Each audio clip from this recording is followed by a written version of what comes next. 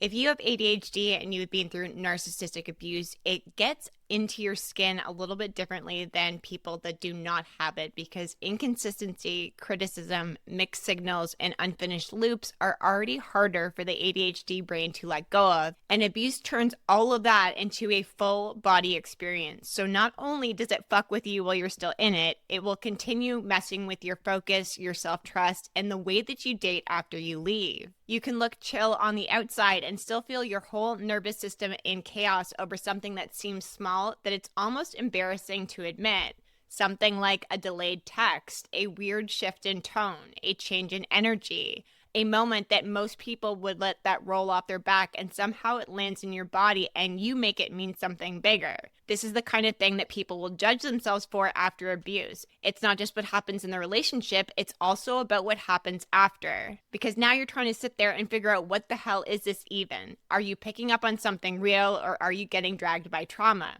Are you reacting from a brain that already has a harder time filtering what to hold and what to let go of? Or are you actually seeing a problem? Are you spiraling, or are you right? Are you making this bigger than what it is? And the worst part is that while all of this is happening inside of you, from the outside it can actually look like nothing. You can be sitting there totally composed, saying all the right things, going about your day, handling your life, and inside your nervous system is so messed up by one person who has not even done enough to deserve that kind of power. This is the conversation that I want to have with you today. And shout out to our TikTok live community. We have grown our TikTok page to over 10,000 followers since July of last year. I'm going to drop the handle in the comments. We have lives a couple times a week. It's the only space where I offer free coaching. And I had asked for topics that they would be interested in, because I do coach on abuse recovery and dating after abuse. And this is a topic that came up. So shout out to our live TikTok community, because a lot of people, right, like they leave abusive relationships and then they start judging themselves for what dating feels like afterwards too, for what dating feels like after. They think they should be clearer now, less reactive, less affected. They think because they understand abuse, they should automatically know how to date well after it, that awareness should have cleaned up this whole mess, and that the knowledge should have fixed your reactions. This is not how it works. I've said this time and time before. You cannot out-logic healing. You can understand exactly what happened to you and still have your body light up in ways that make early dating after abuse feel confusing, loud, and exhausting. It might sound like a man being vague with you and still feeling yourself wanting that clarity. You can fully know that he's inconsistent, but the inconsistency gets into your head and you doubt yourself. You can know he is not giving enough to build anything real and still catch yourself thinking about him way more than what he deserves. A lot of my clients have felt humiliation in this process. It's not only about how you get abused, it's that everything after you can still mentally grab the mixed signals, the weird energy, the half attention, the unfinished conversations of a man that might not be that special for you. And with ADHD in the mix, it actually gets messier, because this is not only about trauma. This is also what happens when you already have a brain that can get pulled harder by what feels unresolved, emotionally loaded, urgent, critical, or inconsistent. Then abuse on top of that shapes the whole thing inside of your body. So now it's not just that something feels off, it's that something feeling off that can get lodged in your head. It can stay there. It can keep your attention. It can keep being asked to be solved. And if you do not understand abusive dynamics, you can start making terrible meaning out of your own reactions, thinking that he matters more than he does, that the pull means something deeper, that you think you're falling for them because you are still affected. Or maybe you're thinking you just cannot trust yourself. This is where a lot of people will get lost, not just in the relationship, but in all of the aftermath of still having reactions that they believe they should be beyond now. I'm Meaghan Webster. I'm an abuse recovery coach, a trauma-informed strategist, and the woman a narcissist hopes to never meet twice. This is the Narcissist Worst Nightmare podcast, where we take the parts of narcissistic abuse out that keep women confused, attached, ashamed, hypervigilant, and doubting themselves, and we break it all down so you stop feeling crazy and start seeing exactly what's happening in your mind, your body, and your relationships. Today we are talking about ADHD, narcissistic abuse, and dating after abuse. This is not a cute, neurospicy episode. I'm not doing surface level that sounds smart and changes absolutely nothing for the person that's listening. What I want to talk about is what happens when you already have a brain that can get grabbed by intensity, criticism, urgency, and unfinished loops, and how that gets shaped by abuse.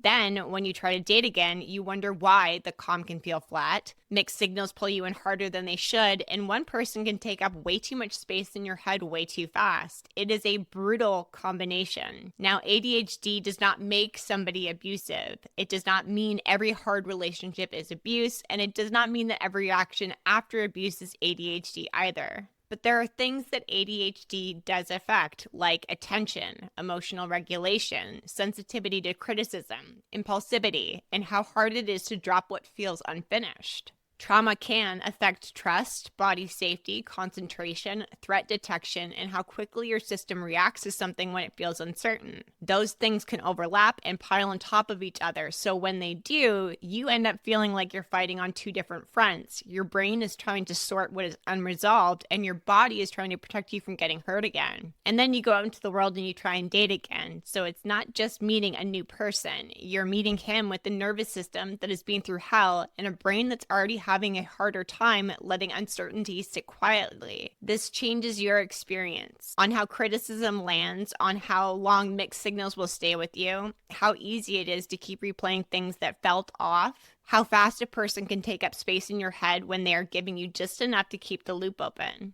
And if you don't understand that, you can think that the intensity means the connection is deeper than what it is. What happens in abusive relationships does not stay there. It will follow you right into dating after, which is exactly why some of you feel like the relationship ended, but your nervous system and your attention did not get the memo. A lot of the time, it means the setup is hitting you exactly where you are the most vulnerable. Because some people are still inside of narcissistic abuse, blaming themselves why they cannot let go, why the inconsistency keeps pulling their attention back, why they keep trying to solve for a person who keeps everything so muddy. And then they leave and they think that those parts should disappear. It doesn't usually just disappear. Leaving is the physical exit. Most of the time, it's going to follow you into dating after abuse. And now you're sitting across from someone new, wondering why one strange pause or a vague answer or a hot and cold pattern is affecting you this much. That is not a small problem. That is what can make you feel like you're losing trust in yourself all over again. You can look fine and feel pulled apart inside. You can know better and still be hooked by confusion or trauma.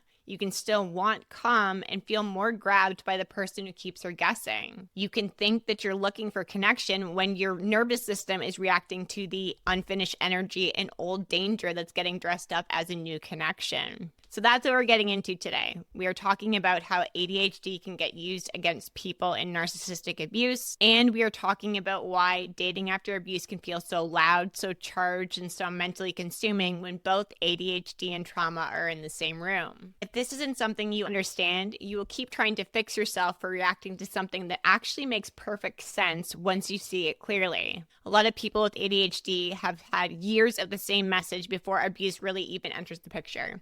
You're too much, you're too emotional, too sensitive, too intense, too scattered, too forgetful, too reactive, or too hard to deal with. So by the time someone who is toxic or abusive steps in, he is not walking into a woman who feels rock solid in her own reading.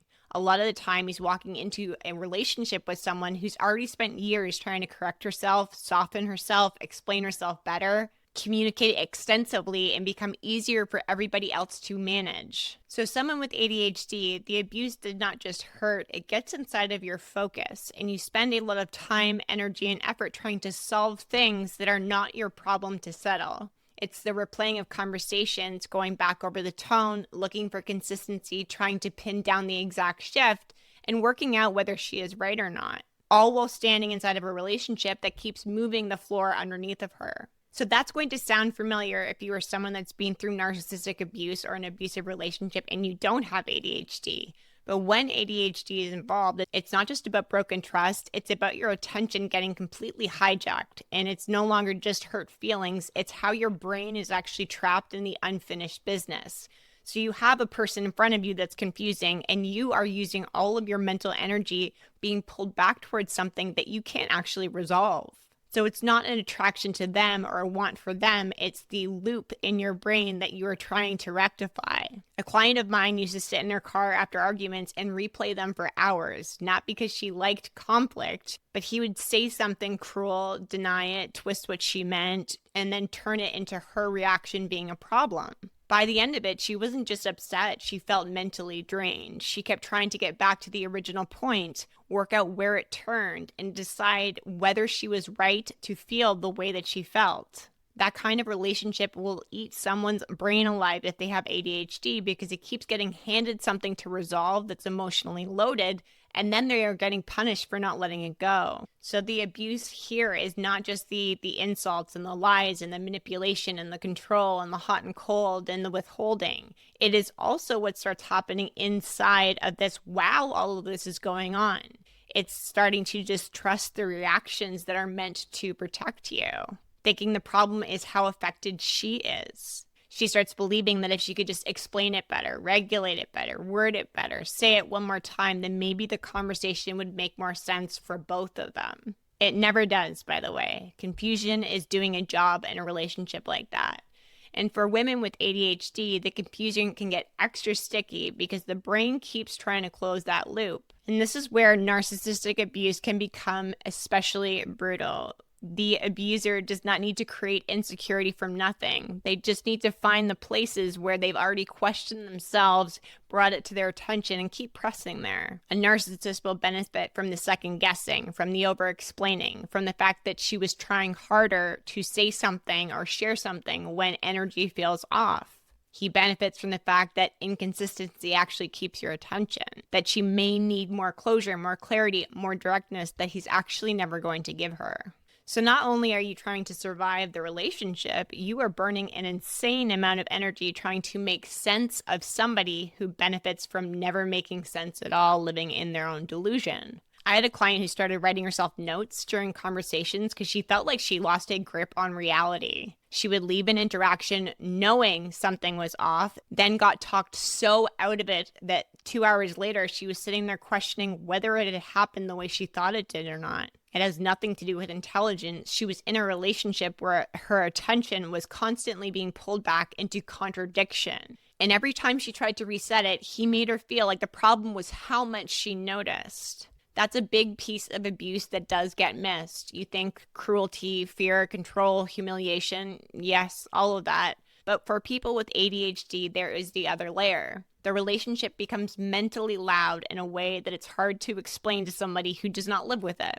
All of the things, I want you to think of them like little energy balls. They just stay inside of you. And when that stays inside of you, you're not just dealing with a relationship that's harmful. You're also reacting to a relationship that keeps you mentally activated and online on purpose. So then you try to go out and date and you're not starting from zero. You are not someone that's had healing space. So when you do leave the relationship and you get out and you decide to start dating again, it's not starting from ground zero, right? This is not just you had a bad relationship and now you need to choose better. You are trying to date with a nervous system that has been through something that your brain cannot forget, and it's been trained so far to keep tracking what feels off, unfinished, inconsistent, or emotionally loaded, which is why dating after abuse for people with ADHD feels so intense. You're trying to protect yourself from what you lived through while also trying not to overcorrect so hard that you talk yourself out of your own instincts, and that is a very brutal place to try to date from. Because everything feels loaded. Even the good things feel suspicious, and the bad can feel super familiar, while the slow can feel boring. All this really means for you is the combination of ADHD and abuse can distort what feels important, what feels attractive, and what feels safe. One of the biggest mistakes I watch my clients make dating after abuse is assuming that if something feels intense, it must be meaningful. That is not always true. Sometimes it will get her attention, but it will also hijack that. And other times it means the inconsistency has her brain in such a chokehold because the unresolved things are already harder for her to put them down. For some people, it means criticism hit an old bruise, and it means that uncertainty actually keeps her activated. And this is where it gets dangerous for dating because your brain already has a harder time letting go of what feels unresolved, and it can actually get gripped harder by unpredictability, and abuse can make unpredictability feel familiar enough to be mistaken for chemistry. I had a client who had a few dates with a man and she felt like she was borderline obsession. He had not done anything to qualify this behavior in her opinion. He'd not made big promises. There was nothing built that was real and true yet. He was just inconsistent enough to keep her mind focused on him. A warm text, a strange pause, a good date, then a slight pullback.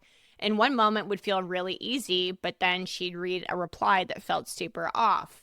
And she kept telling herself that she was smarter. She was smarter than this. And when she finally saw that she was not reacting to depth, she was reacting to uncertainty, her whole nervous system locked onto something unfinished, and she was calling that this deep connection. This is why I teach root level coaching and not surface level bullshit. It's easy to say if he's confusing, leave. Fine, true. But that does not explain why confusing men can get such a grip from someone in the first place. It does not explain why some women can spot the problem and still feel deeply affected by it.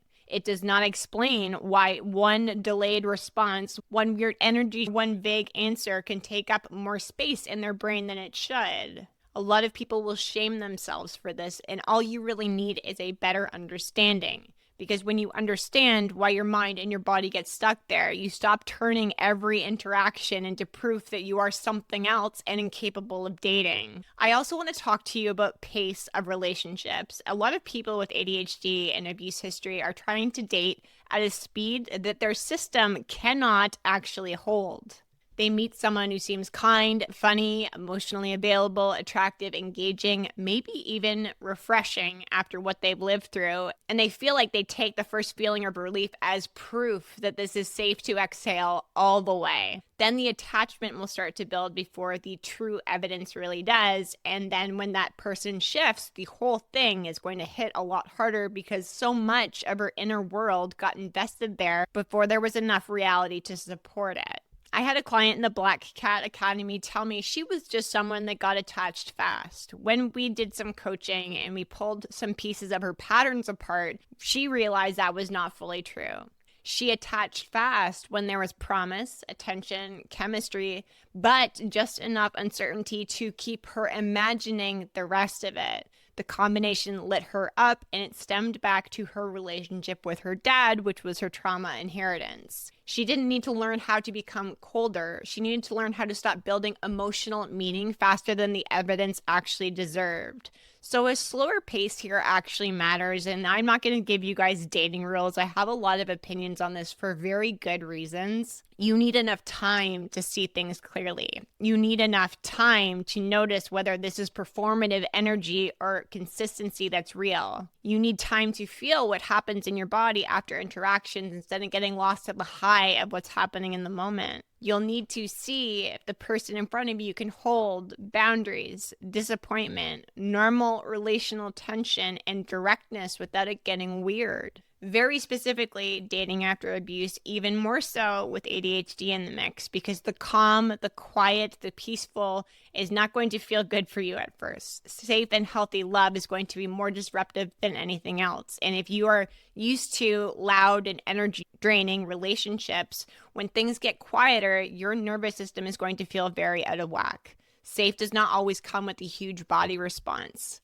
It does not keep your mind mentally occupied all day. It does not create that big electric pull everyone thinks that is going to happen here. Sometimes it just feels easy and steady. And a lot of people will miss this because you are so trained to get excited about a dopamine hit and adrenaline. This is not what will settle you.